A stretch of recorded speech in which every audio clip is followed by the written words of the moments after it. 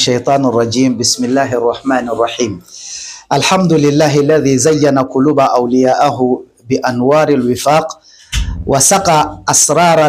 أسرار أحبابه شرابا لذيذ المذاق وألزم قلوب الخائفين الوجل والإشفاق فلا يعلم الإنسان في أي دواوين كتب ولا في أي الفريقين يساق فإن سامح بفضله وإن إقابة وأشهد أن لا إله إلا الله وحده لا شريك له له الملك وله الحمد وهو على كل شيء قدير إليه العز من اعتز به فلا يضام ولا زل من تكبر عن أمره ولقي الأثام وأشهد أن سيدنا وحبيبنا وشفيعنا محمدا عبد الله ورسوله صفيه من خلقه حبيبه وخاتم أنبياء سيد الأصفياء المخصوص بالمقام المحمود في اليوم المشهود الذي جمع فيه الأنبياء تحت اللواء السلام عليكم ورحمة الله وبركاته أمبالما TV كرابينتا فلبغا بيلا جلي أمباو فوني سلامي أكافولي ودي السلام عليكم ورحمة الله وبركاته katanun ke Allah subhanahu wa ta'ala ale minyaka jonyuma dusukun masri ni benyogonya noroye ani ku lami aywa ni alabato gindo otimimanye usrana Allah subhanahu wa ta'ala nye udusukun kera ubehina nifta don ito sebenen do kitabu fla kelena kunandiw ka kitabu akadanya antoko ka sebe amba ala deli fana ala ka antoko sebe yeno ani kunango ka kitabu amandanya antoko ka sebe amba ala deli ala ka namfara oluka ma yere ta don fana tasra ibeta yoro kelemina o garanti te mo shibolo ibeta kinim na walma ibeta numanna amba jigi ala ka ge kiniyan fa mo ye ala ka namfara numa yan fa mo oluka ame sheria ka fo mashite fo ala kelendo jenyo tala fanga ya ale de taye tanun dafalembe ala wa ala be se fem bela jelena ale de masa min kabon akabonya selendo adanna ambe sheria na muhammadiya ka chidenya ka jondo anga kuntiki do anka no bagado asronal do bagado Allah subhanahu wa ta'ala terido ala kanum bagado ale de kera kan nabi ma ulu dafa bela jelembe ta fara nyogon kan ni nabi ma la harado ale de ka drapeau dugumana na ala kan ke o koro ya rabbal alamin o temenen ko fe inshallah ambe duwa ke TV karabenta fle baga bela jeleni ka usigilento aka so kono au ka bitikula au ka barakero la ka biro kono ka foli kuro ya ka duwa ke awye ka duwa nyini awfe au ka duwa ke anga TV ala ka se ka yirwa inshallah nga alibi amma ko be sponsoring la inshallah no e kokoro doni akana nyine o yore ngone Allah subhanahu wa ta'ala ka jeni ka duwa ke jamana fana jamana ala ka basigi ninga suma ka here chaya ben kelenya ambasigi aklisigi dunga fa sabati kenya ni kala ni jamana ala ko jidi akonna la ya rabbal alamin wata menen ko fe inshallah anga dogo kun temene darsu todo ni oye ambala ka nyeshi feti mimma sigata la chrétien feti de do ambala ka nyeshi ale de mani wagatina عندنا يرى منا ولا أنجر يرى منا وحكم الاحتفال بالأعياد بهذه الأعياد ني فتي نونو على فتلي ني سلي نونو أنينا جو كلي كتيج من بالا نقلا أنجر ويرى يركا إن شاء الله سلامية بأن لدي كام bali tiɲɛ yɛrɛ la dɛ ko an kana sen do chrétien ka fête la ka da sababu dɔw kan sababu fɔlɔ إن أصول ديننا الحنيف الولاء للإسلام وأهله والبراءة من الكفر وأهله أنا الدين الأصل يرى جمعني أودي نو يحكي السنية الدين الأصل جمعني كو أنا كسلامي في أنا كسلامي وفنا في أنا بنكافري لا كبنكافري فنانا مين بي أو كمي أني أو بني واجبيا أنكا أودي فسلامي يرى aka don ka bo kafiri la aka yere bo aka ke mo baye naka dine aka waso naka dine o meni ya jate mne bi iti ɲini ka silamɛ ni kafiri an ka jamana kan iti ɲini ka danfara dɔn ka b'u ni ɲɔgɔn cɛ an kuma cogo tɛ a tɛ dɔn an kumakan na a tɛ dɔn an ka kɛwale la a tɛ dɔn an ka foyi de la voilà e b'a ye kafiriw bɛ nkalon tigɛ silamɛw yɛrɛ bɛ nkalon tigɛ u bɛ mɔgɔw kɔrɔfɔ an yɛrɛ bɛ mɔgɔw kɔrɔfɔ bon u bɛ dulɔ min silamɛden dɔw yɛrɛ ala y'u lajarabi ni o ye ya olu bɛ fini kuntanw dɔn silamɛdenw ala y'u lajarabi n'o ye u b'olu fana dɔn c'est-à-dire i tɛ ɲini ka danfara ye an ni ɲɔgɔn cɛ bon kɛwale fana na suyɛniw ni ŋanamu ni mɔgɔ janfanw ni layidu bɔrɔtɔw ani mɔgɔ badɔgɔyaw bon i tɛ ɲini ka danfara ye silamɛ ni kafiri cɛ kumakan ni kɛwale la an b'a la deli ala k'an kisi ka bɔ o ma silamɛ ye o ye mɔgɔ majiginen don mɔgɔ tanunen don mɔgɔ barikalen don mɔgɔ nɔrɔlen don hakilila ɲumanw de bɛ a la ani kɛwale ɲumanw olu bɛ bɔ a da olu bɛ ye a ka baara la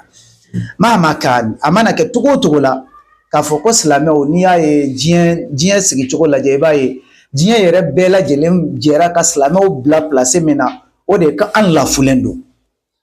wa an yɛrɛ sɔnn'o ma an lafulen don fanga fana ti an na fɛn bɛɛ bɛ kɛ an na a bɛ ko an fɛ wa fana an bɛ retard la ɲɛnamaya yɛrɛ n'i ye ɲɛnamaya ta k'a sigi k'a lajɛ i b'a ye silamɛya bɛ retard la diɲɛ ɲɛnamaya fɛnw nɔfɛ parce que vie européenw ka vie ni américainw ka vie n'i y'o jateminɛ k'olu ka ɲɛ sigi cogoya lajɛ sɔbɛko yɛrɛ la i b'a ye silamɛw bɛ retard la ɲɛnamaya yɛrɛ la qala ta'ala wala tahinu wala tahzanu wa antumul a'launa in kuntum mu'minin mais ko o kana dusu kasi dɛ wa a kana to aw bɛ jɔ aw yɛrɛ la k'a fɔ ko fanga tɛ aw la aw lafulen don aw bɛ retard la c'est-à-dire aw tɛ avancement la o kana aw tɔɔrɔ wa aw kana aw dusu kasi mais antumul a'laun silamɛw aw de kɔrɔtalen don ala ko tɛ antumul a'laun aw de bɛ sanfɛ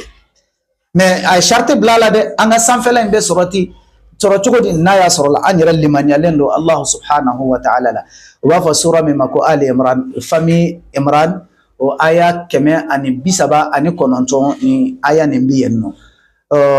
a tilala k'a fɔ ya ayyuha alladhina amanu la tattakhidhu al-yahuda wan nasara awliya ba'duhum awliya ba'd wa man yatawallahum minkum fa innahu minhum inna Allaha la yahdi al-qawma al-zalimin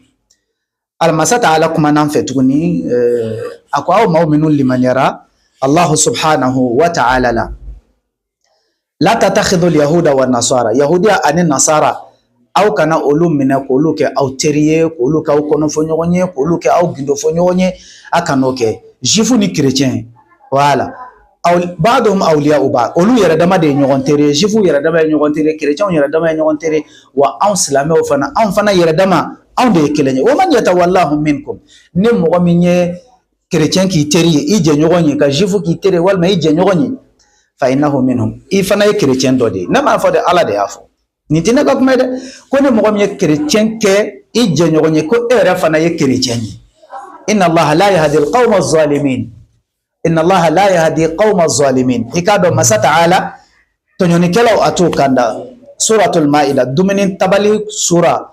o aya 51 nin bɛ yen nɔ an b'an ka kumaw banban ni kumakan sanumanw de ye an bɛna alakira ka kumakan na sallallahu alaihi wa sallam ka d'a kan a b'an ladi kan ka na yahudiya ani nasara ka an kana olu ladege kira b'a fɔ man tashabbaha bi qaumin fahuwa minhum ko ni mɔgɔ min y'i yɛrɛ bɔ fɛn ɲɔgɔn ya ni jamakulu dɔ ye i kɛra olu dɔ de misaliya la sisan anw ye bamananw de ye mais n'an tora ka bamanan n'i tora ka marakakan fɔ marakaw bɛ mun fɔ u b'a fɔ non ko karisa ye maraka ye kɛ nin sɔnni kɛ ɲa munna kɛ nin sɔnni kɛ ɲa parce que a b'a la ka sɔnni kɛ kan fɔ a bɛ ka marakakan de fɔ voilà donc fa hakada man tashabbaha bi qaumin fahuwa minhum n'i yɛrɛ bɔ fɛn ɲɔgɔn ya ni mɔgɔ minnu ye i y'olu dɔ de ye mɔgɔ si tɛ se k'i balo Bukhari bɛ Abu Dawud ale bɛ nin kuma in lakali y'a ye dɔw yɛrɛ ko man kathara sawada qaumin fahuwa minhum ko ni mɔgɔ min ye jamakulu dɔw jama caya i farala olu jamakulu kan Sheikhul Islam Ibn Taymiyyah a b'a fɔ an ye ko al-mushabaha turisu al-mawadda wal-mawadda تورث المودة والمحبة والموالاة في الباطن كما أن المحبة في الباطن تورث المشابهة في الظاهر نيال أكو ابن تيمية أكو المشابهة كي بون فني غنيا نمغدوي سيكاتالا أتري كانون أني أفجع غنيا وده بدو إلاو في الباطن يكون نلا إنا فن كانوني فنا أباتو ابن الله دعي kene kandi voilà par exemple ni ala jassa anga salame dem sene minumbe ni ala yu la jarabi surtout cɛmanninw u bɛ chaîne baw don u kan na bugulubaw u b'olu don u kan na bon n'i y'a o jateminɛ sisan i b'a ye k'a fɔ i bɛ n'olu ka n'i y'a jateminɛ i bɛ n'o ye a la a bɛ ladegeli de ko fɔ dɔnkilidalaw ani dɔnkɛlaw la i b'a ye u bɛ bugulu sengelenw don u tulo la cɛmanninw yɛrɛ b'u kunkolow digi u bɛ wa o n'a ɲɔgɔn caman u b'a la k'olu de ladege misaliya la mathalan i b'a ye sa an ka denmisɛnnin minnu bɛ yen nɔ pour que k'a yir'i la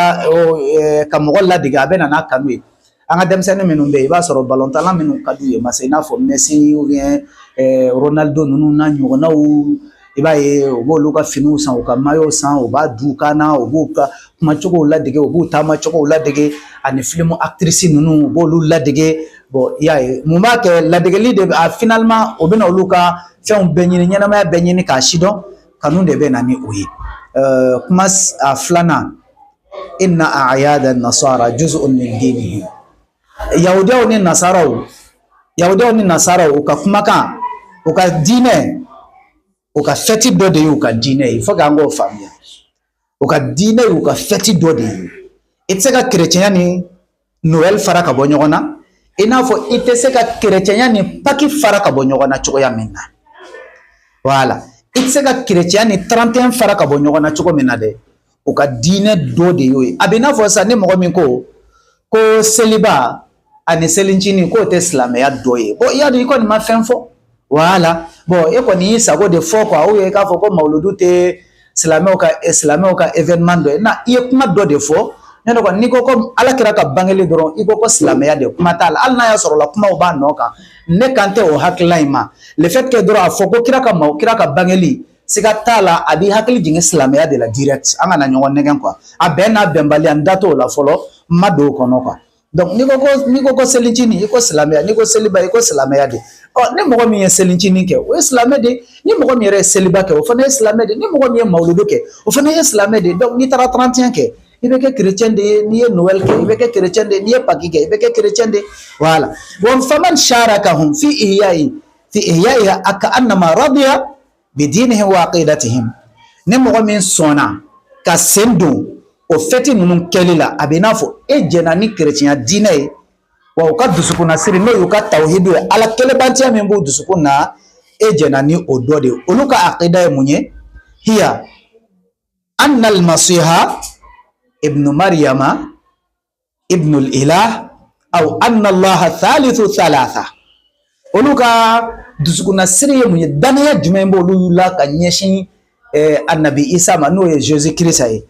o de ye k'a fɔ ko olu ka faamuya la u ka dusukunna siri n'u ka danaya ko Jésus Christ n'o ye nabila isa ye ko ala den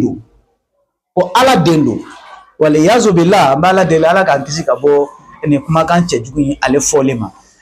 wala anna allaha thalithu thalatha walima ko ala ye saba ye ni ne y'olu ka hakilila ye ala ye saba ye walima isa ye ala den ye وقد كفرهم الله بهذه العقيدة الفاسدة ala y'o kafiriya n'u ka ni dusukuna siri tiɲɛnen ye ne tɛ dɛ masa ta ala ka kumakan lamɛn suratul maida dumuni tabali kofɔlen sura a aya 17 ni kuranɛ faransɛlama b'i bolo o dayɛlɛ i ka da i ka n ka kumakan in lamɛn masa ta ala ko lakad kafara alladhina qalu inna allaha huwa almasihu ibnu maryam قل فمن يملك من الله شيئا إن أراد أن يهلك المسيح ابن مريم وأمه ومن في الأرض جميعا ولله ملك السماوات والأرض وما بينهما يخلق ما يشاء والله على كل شيء قدير من سمنتيا نكما كان سنمان دوي فلو no ye masa ta ala ka kuma kan ne man fo ne karamɔgɔ ma fo ne fa ma fo ala ka kuma do ni ala ka kuma fana tɛ se ka fɔ tuguni o fana y'a dama kuma wɛrɛ ye sa de ala o k'a kana fɔ ko chrétien ye kafiri ye mais ala de y'a fɔ an bɛ ka ala ka kuma de fɔ o fana digire la tuguni n fa n t'a dɔn i ta ɲɛ min ye sa ala ou bien i b'a fɛ ka ala ka kuma minɛ ala yɛrɛ la wa e b'a fɛ ka ala ka kuma bɔsi ala da kɔnɔ wa e b'a fɛ ka kuma fɔ ko ɲuman k'o yira ala la wa ko ne bɛ ko dɔn ka tɛmɛ ala kan e b'a fɛ ka kuma fɔ ko ɲuman di ala ma a k'a fɔ ten wa ale de ko lakad kafara alladhina qalu maaw de kafiriyara maa minnu ko inna allaha huwa almasih i k'a dɔn ala de o de ye nabila isa maana isa ye ala ye siga t'a la maa den y'i dɔ de ye o voilà oye Isa bin Maryama ko oye Ala ye. Kul faman yamliku min Allahi shay'a. O ɲininka ne ko jɔn bɛ se ka fɛn dɔ Ala bali fɛn dɔ kɛli la tan. Jɔn bɛ se ka Ala bali n'a b'a fɛ ka fɛn dɔ kɛ. In arada an yuhlika al-masiha ibn Maryama wa umma. Ni Ala b'a fɛ ka Isa yɛrɛ halaki ani Isa ba, ni Ala b'a fɛ k'olu halaki, jɔn de bɛ se ka don Ala n'o cɛ? Wa man fil ardi jami'an. Ni Ala b'a fɛ ka dugukolo danfɛn bɛɛ, adamaden, jinɛ, mɛlɛkɛ, baganw, dantanfɛnw, yiriw, bajiw, dugukolo kulu, n'Ala b'a fɛ ka nin bɛɛ halaki o, yalima jɔn bɛ se ka don Ala ni nin cɛ? Walilahi mulku samawati wal ard. Sankolo faamaya ye Ala ta ye, dugukolo masaya ye Ala ta ye. Wa ma bainahuma, ani fɛn min bɛ sankolo ni dugukolo cɛmancɛla la, fiɲɛw, lolow, tilew, kalow ani planète tɔw, olu bɛɛ lajɛlen tigi de ye Ala ye.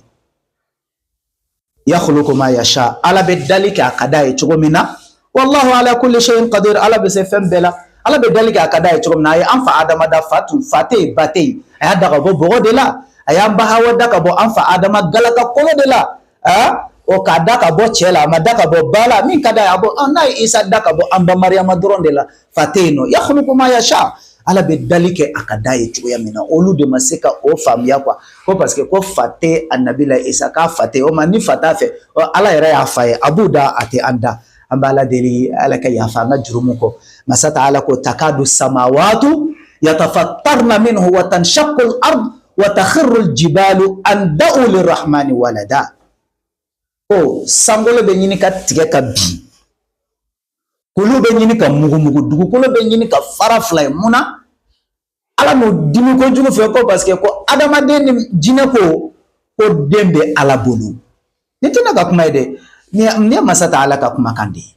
A tellement que Ala yɛrɛ tɛ dɛ. C'est à dire que Ala ka danfɛnw de bɛ tɔɔrɔ quoi. Sankolo bɛ tɔɔrɔ, dugukolo bɛ dimi, kulu bɛ dimi ko parce que ko adamaden ni jinɛ ko den bɛ Allahu subhanahu wa ta'ala fɛ. Ne m'a fɔ. N'o fana bonyani tulo ma, o fana faamuya bonyana i ma. N'a fɔ duguma soran dɔ laban.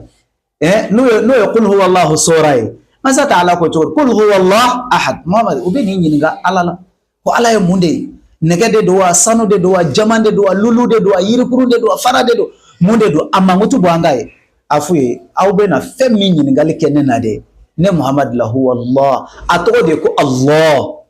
Ahadun kelen pewu, fila tɛ dɛ, kelen. Kelen pewu dɔrɔn de don. Allahu samad. Ala de ye jigi sɛmɛ masa ye. Jigi de bɛ sɛmɛ Ala la. Bɛɛ de yasmudu ilayhi kullu shay. Fɛn bɛɛ bɛ jigi kɛ Ala ye. Hali kafiri jigi ye Ala ye. Dulɔmina jigi ye Ala ye. Bolibatola jigi ye Ala ye. Jinɛtigi jigi ye Ala ye. Wokolɔntigi jigi ye Ala ye. Bɛɛ de jigi ye Ala ye. U ye fɛn fɛn deli o ye Ala de ye. E yɛrɛ k'a lajɛ bani dɔnkɛlaw bɛ dɔn kɛ ka dɔn kɛ ka dɔn kɛ fo k'u sɛgɛn f'u bɛ ɲini k'u sen kari. Ala maa bɛ ɲini k'i yɛrɛ fa bi koyi. E tɔgɔ fɔra. Est ce que o ye boli tɔgɔ fɔ? O m'a fɔ Ala mina n yɛrɛ fa. Wa dulɔmina bɛ bo kɛ, a bɛ dulɔ min ka su ka bo kɛ ka sugunɛ kɛ, a taatɔ la ka so kini kara. Ala maa bɛna sa bi koyi. Jɔn tɔgɔ fɔra? Ala. E cɛ o Ala de tɔgɔ fɔ. E semako t'o la quoi. Wa fo ta e sa e tɛ se ka Ala ko bali dugukolo kan. Fo k'i sa e tɛ se ka Ala ko bali dugukolo kan. E sɔnna a ma Ala ko bɛ kɛ, wa e ma sɔn a ma Ala ko bɛ kɛ fana. E tɛ se e ka denmisɛnninw ɲuman na, e ka misɛn k'a fɔ k'i bɛ Ala ko kɛlɛ kɛ ka bɔ adamadenw bolo quoi. Ala ko kɛlɛ ye adamaden joli. Ala ko bɛ adamaden joli de la, a sɛmɛ n'a joli de. Ala ko b'i yen de, e tɛ se quoi, i ka dɔgɔ o kɛlɛ la. E ni b'o la, i b'i ka bolibato ni minɛ, e k'i jija o la yen nɔ. An to yen, an m'an ta kɛ. Silamɛya de ye anw kunkolo minɛ, anw convaincre ni o de ye. O de ye anw hakilila minɛ, k'an dusukun minɛ. Wa anw b'o kɛ fo o dan. Aya filanan, k'an ka kuma sɛmɛntiya ni aya wɛrɛ ye tuguni. Masa Taala ko لقد كفر الذين قالوا إن الله ثالث ثلاثة وما من إله إلا إله واحد ولئن لم ينتهوا عما يقولون ليمسن الذين كفروا منهم عذاب أليم أفلا يتوبون إلى الله ويستغفرون والله غفور رحيم. ماذا تعالى كتغني لا الله مره نتده سورة المائدة كلندو دومين تبالي كفول سورة آيات bi wolonfila ni fila ani aya bi wolonfila ani saba e bɛ taa yen fana lajɛ. Ala ye chrétien ka kafiriya fɔ yan tuguni. Ne tɛ dɛ, Ala de y'a fɔ. Komi a bɛ digi e de la ko chrétien ye kafiri ye. Ne tɛ dɛ, Ala de y'a fɔ. N'a sɔrɔ i bɛ sen na i bɛ se k'i sigi i ka réseau kan i bɛ n dɔgɔya mais n b'a dɔn i tɛ se Ala kɔni na. N dan b'o kɔni. Masa Taala ko Laqad kafara alladhina qalu mau kafiriyara ma minun ko ama do kuma ma fo ni model wɛrɛ ka do dogonin dɔ la k'a fɔ de a y'a fɔ de panbaranbaki voilà panbaranba laqad kafara alladhina qalu mau kafiriyara ma minun ko inna allaha thalithu thalathatin e k'a dɔn ala ye sabaw olu sabanan ye ala ye sabaw sabanan ye isa ye ala ye mariama ye ala ye ala yɛrɛ ye ala ye chrétienw ka kaleni ye nin de ye père fils saint d'esprit u bɛ kalen tan de le père et le fils et le saint d'esprit al-ibn al-ibnu wa ruhul qudus père fils le père et le fils al-abdu wal-ibnu wa ruhul qudus o b'o kalen tan de a bɛɛ ni fa cɛ ani den cɛ ani ninsanuma voilà donc nin de y'u ka kalan cogoya ye olu de ko ten ko ala ye saba ye anw m'a fɔ dɛ ne ko e de delila ni adamaden hakili girinniya yɛrɛ tɛ o n t'a dɔn mɛnɛmɛnɛ hakilila de b'i la ou bien ɲɛmɛrɛ hakilila de b'i la ne ma se k'a faamuya fɛn kelen bɛ se ka wele fɛn saba cogo di ala ye ala ye isa ye ala ye aba mariama fana ye ala ye mais o bɛ se ka kɛ cogo di bon i yɛrɛ k'a lajɛ ne yɛrɛ bɛ ɲininka hakilimaya la komi n'a sɔrɔ hakili dayɛlɛlen don i yɛrɛ ka jaabi ta ne ko n balimakɛ walima n balimamuso n'a sɔrɔla muso b'i bolo walima cɛ b'i bolo est-ce que e bɛ jɛ n'a ye e ni walimuso dɔ ka jɛ i cɛ la est-ce que e bɛ jɛ n'a ye i cɛ ani muso wɛrɛ kan na wa e bɛ jɛ n'o ye wa est-ce que e bɛ jɛ n'a ye e ni cɛ wɛrɛ ka jɛ i muso la wa i bɛ sɔn wa e yɛrɛ tɛ sɔn o ma dɛ i tɛ sɔn o ma dɛ e bɛ se ka fɛn wɛrɛ ta cogo di k'o fara ala kan k'o ye ala ye k'o ni ala kɛɲɛ e bɛ se k'o kɛ cogo di masa taala ko a bɛ zana dɔ fɔ an ye a ko mɔgɔ minnu bɛ ka fɛn wɛrɛ bato min tɛ ala ye k'a bɛ n'a fɔ jɔn dɔ bobo don tulo geren don a tɛ se ka foyi ɲɛnabɔ a yɛrɛ ye fo a yɛrɛ a ka matigi o de bɛ taa n'a ye o de b'a ale bila fɛn bɛɛ la o de b'a ka fɛn bɛɛ ɲɛnabɔ est-ce que nin jɔnkɛ in n'a ka matigi olu bɛ dama kɛ hali yastawiyani mathalan kallun ala mawla hali yastawiyani masalan est-ce que ninnu fila bɛ dama kɛ ɲa ayi jɔn n'a matigi olu tɛ dama kɛ ɲa anw ye ala ka jɔnw de ye anw ni ala bɛ se ka kɛ ɲɛ cogo di ala ka yafa an ka jurumu kɔ wa ma min ilahin illa ilahun wahid ko ala foyi tɛ yen fo ala kelen pewu ale de bɛ yen nɔ sankolo tigi dugukolo tigi ne tigi e tigi dɔwɛrɛ tigi ale kelen pewu wala in lam yantahu amma yaqulun o b'a la ka min fɔ ala ko n'u ma dabila den bɛ ala fɛ ko n'u ma fɔli dabila la yamasanna alladhina kafaru minhum adabun alim maa minnu b'a fɔ dɛ ko lahara don k'u bɛna jeni jahanama tasuma kɔnɔ maa minnu ko b'a fɔ ko den bɛ ala fɛ afala yatubun mais ala ma ɲinɛ dɛ a ye tobi bonda yɛlɛ adamaden tɛ daminɛ adamaden y'a ka laban de ye dɔ daminɛ bɛ se ka juguya mais a laban bɛ ɲɛ ala k'an kisi laban ko juguya ma an bɛ dɔ kɛ ala subhanahu wa ta'ala la kunu mais bi ala y'an dilan minnu fana man ɲi an b'a deli ala fɛ ala k'u dilan afala yatubun a tɛ tubi ka tara ala ma wa yastaghfiruna ka yafa deli ala fɛ wallahu ghafurur rahim ala de ye yafa masa ye ale de ye hinɛ masa ye a bɛ yafa an ma wa a bɛ hinɛ an na ala bɛ yafa an ma ala bɛ hinɛ an na fana an ka an ka tubi a ye tubi bonda yɛlɛ an ye tubi b'i n'a fɔ adamaden tubi b'i n'a fɔ de i ye fɛn minnu kɛ kɔrɔlen k'olu ta ka bɔ yen ka na ni page kuraw ye ala ka tubi nɔgɔya an ma ya rabbal alamin ala kira yɛrɛ min ka fisa ni danfɛn bɛɛ ye n'a ka sani ni jurumu t'a la ale tun b'a fɔ ten ale tun bɛ yafa deli astaghfirullah wa atubu ilayhi a tun b'a fɔ ten ne ala kira n bɛ yafa deli ala fɛ wa n bɛ tubi ka tara ala ma a tun bɛ nin fɔ tile kɔnɔ min ka ca ni siɲɛ 70 ye walima min bɛ se siɲɛ 100 la o min jurumu foyi t'a kan na e sen falen jurumu la i bolo falen jurumu la i da falen jurumu la i tulo jurumu i ɲɛ jurumu wa i kɔnɔbara yɛrɛ wa ala ka yafa an ka jurumu kɔ ala n baden silamɛ e min tulo bɛ ne ka kumakan na i jija i ka segin i kɔ quoi tubi ka tara ala ma n'a y'a sɔrɔ la e tun ye wari fara ɲɔgɔn kan k'a bɛna 31 kɛ a dabila sa nin bɛɛ mɛnnen kɔfɛ a dabila sa maa kunnadi de ye maa ye maa min n'a bɛ ladi ni ladilikan ye nka maa kunnanko foyi ti don a tulo kɔnɔ i mana fɛn o fɛn fɔ a ti don a tulo kɔnɔ ala k'an tulo kɛ tulo kunnandi ye o bɛ kuma kunnandiw mɛn ayiwa ka kojugu ni ka olu dabila a sabanan al-islam ya'muruna bi mukhalafatihim hatta fi ta'at siyama al-ma'asi ala b'an ladi ko an kana yahudiya jufu ni chrétien k'an ka n'u ladege hali alabato yɛrɛ la siyama al-ma'asi kuma tɛ ala kotali ma alabato la alakira sallallahu alayhi wa sallam a taalen Madina a y'a sɔrɔla jufu de bɛ yen nɔ yahudiyaw bɛ yen o tun bɛ ka fɛngɛ don sun Ashura don o tun b'o sun alakira y'o ɲininka munna aw fana bɛ aw bɛ Ashura sun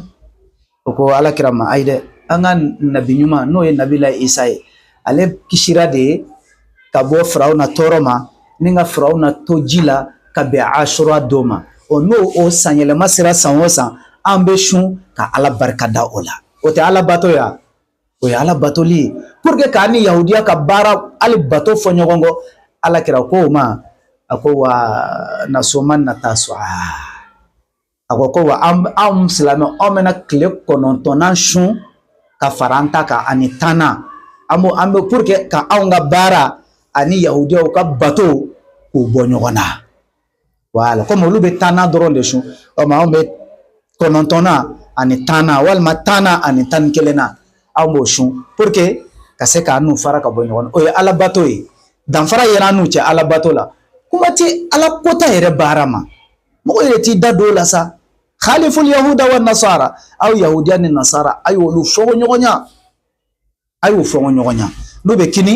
a ka taa numa n'u bɛ numa aw ka taa kini fɛ an b'a la deli ya rabbi ala ka yafa an ka jurumu kɔ an b'a deli ala fɛ ala k'an sutura ala ka hinɛ an na an b'a la subhanahu wa ta'ala deli a ka yafa an ma a ka an denw ani silamɛden tɔw bɛɛ lajɛlen k'an kisi k'an tanga ka bɔ nin fɛti in ale kɛli ma ala ka bɔda ɲuman ala k'o di an ma jamana in ala k'a barikaya ala k'a basigi ka hɛrɛw ka olu caya